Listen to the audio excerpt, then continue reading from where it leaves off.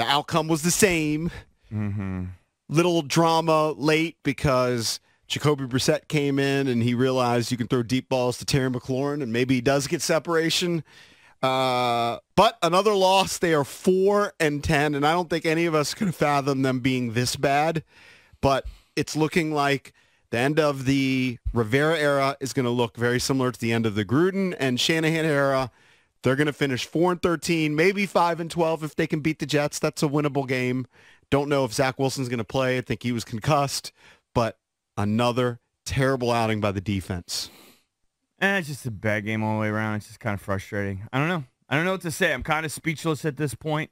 I think I give you credit. You called it. You said that you thought that this season could crash and burn. I didn't think it would, but it really has. And it's just, it's just awful. It's very hard to find a bright spot anywhere on the football team, literally anywhere on the football team. Yeah, it's hard to find any positives. The one positive you had a month ago was Sam Howell's play. He's regressed the last 4 games, 2 touchdowns, 6 interceptions.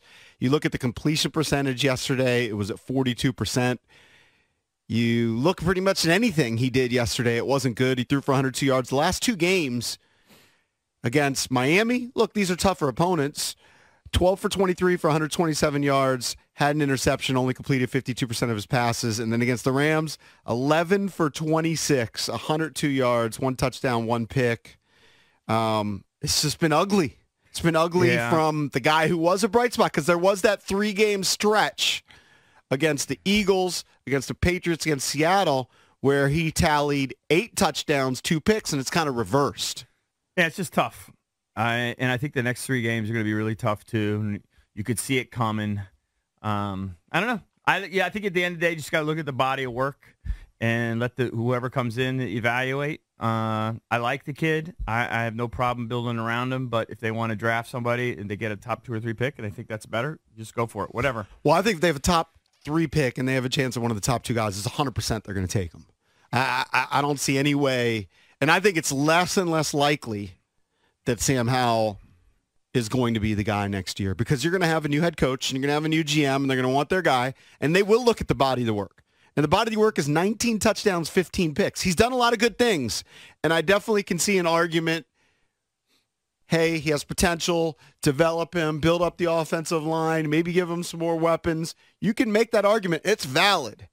But the likelihood of a new regime looking at that body of work, there's too many negatives. I don't remember who said it last night. Too many negative plays. The sacks, the interceptions, the pick sixes. A new head coach isn't going to want to deal with that. They're going to have their guy. I have no idea. So that's what you say? I have no idea. I like Sam, so I'm willing to work with him. I see a lot. I saw what Sean McVay said afterwards, and I happen to agree. He said, look, he had a bad game. That kid's a baller, though.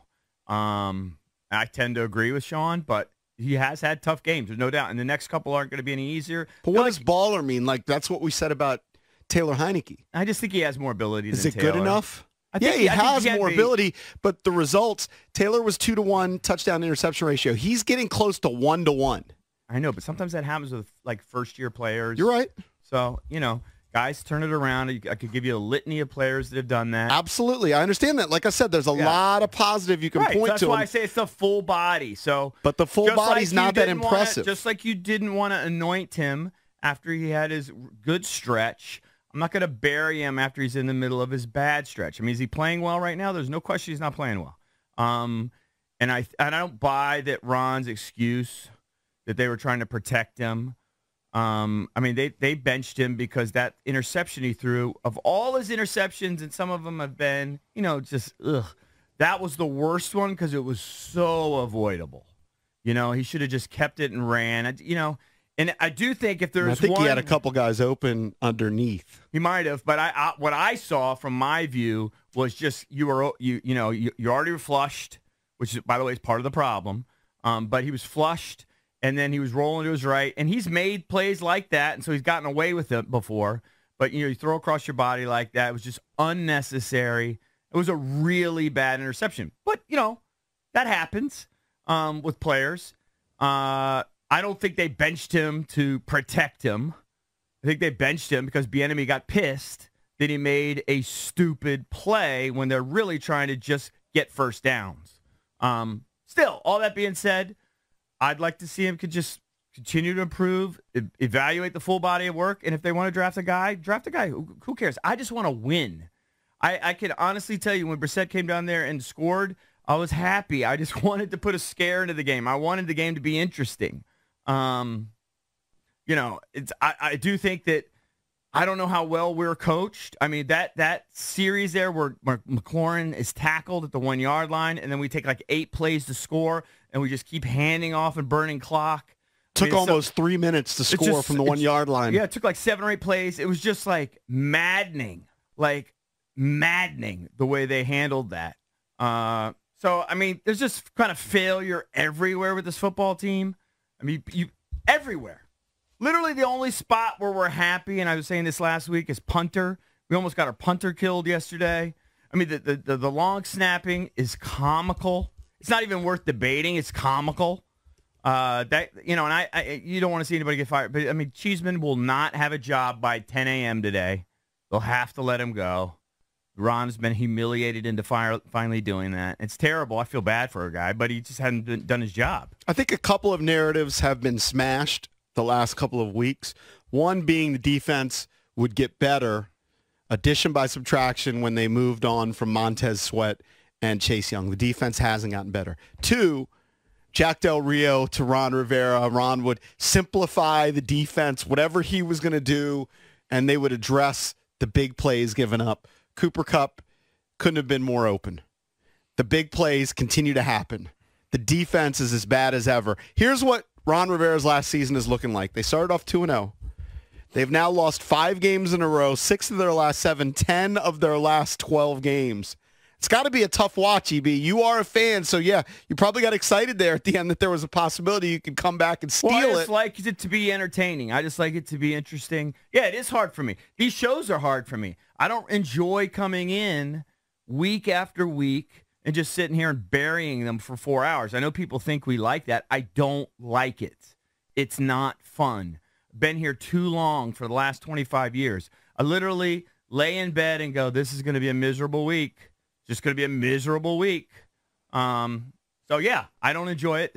I get no pleasure in it. We're riding out the straight. Honestly, I could totally see, like they fired Staley last week. I could see them blowing out Rivera today because what's the point? I mean, literally,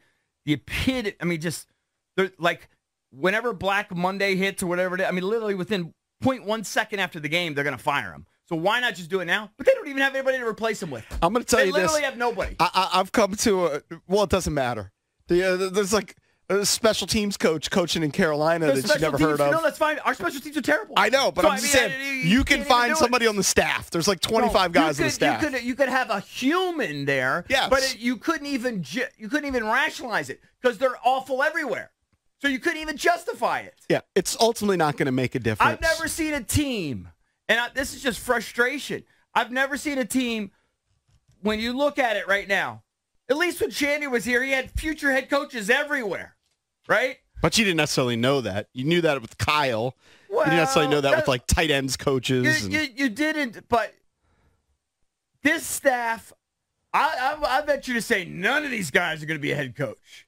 None of them. None of them. It doesn't matter, though, with the coaches. Players, hold on. And then our players, at every position, you can make an argument, other than punter. At every position, you can make an argument that they need to upgrade. You can make it. Oh, yeah.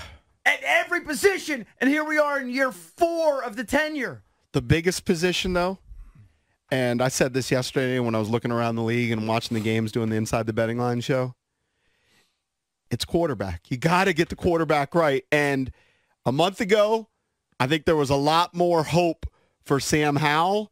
And I think that, look, is he the guy? Is he the guy you want to go moving forward? All the howlers out there, do you still believe in him or are you going to have some doubt? I've said it. I'm kind of on the fence. You can make an argument, draft offensive line, build around him, see if he develops. But 19 touchdowns, 15 interceptions, leads the league in sacks and pick sixes. Those numbers are not as bad as you're making them out to be. Yeah, but I see guys around the league, just because he can make throws, people get all fired up. Case Keenum came in and made throws. He also had a pick six. Like you got to look at what they are. You know what I mean? There are guys around the league, and this is my point so about the quarterback. Now?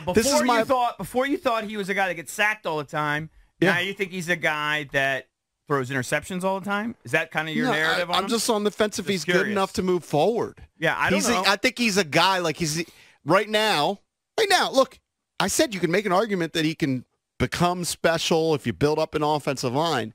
But to me, he just feels like just a guy. He's a starter in the league. He can be a starter. But is it good enough? I don't think so right now. I don't think it's good enough. Yeah. I don't Too many negative plays overall between the sacks, the interceptions, the pick sixes, and not enough positive. Well, I mean, if you give a guy, and I don't care. Honestly, let me just finish. The reason why I say this is, like, take the Pittsburgh Steelers, for example. Mm-hmm. Matt Canada was scapegoated because the offense wasn't good enough. You know what? He had a terrible offensive line and a quarterback that wasn't good enough. Turns out Kenny Pickett not good enough. Trubisky comes in even worse. So they changed the offensive coordinator, and they are worse because, all right, coaching does matter. But when you're saddled by, like, terrible quarterback play, there's only so much you can do. Like, I feel bad for Matt Patricia. Matt Patricia was an outside-the-box hire last year by the Patriots to be an offensive coordinator. He was saddled by Mac Jones and terrible weapons, and he got scapegoated. So then they bring in Bill O'Brien, who's had success as his offensive coordinator. He's got the same guys. Offense still stinks.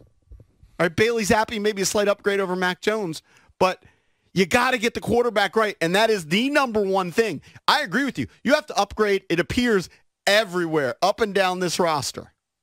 They traded away edge rushers. You need linebackers. God knows they need a better secondary. Offensive line. You can keep going down the list. Tight end. You need upgrades everywhere.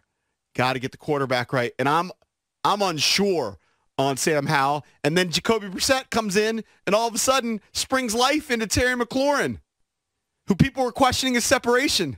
Well, guy has separation when Jacoby Brissett's the quarterback.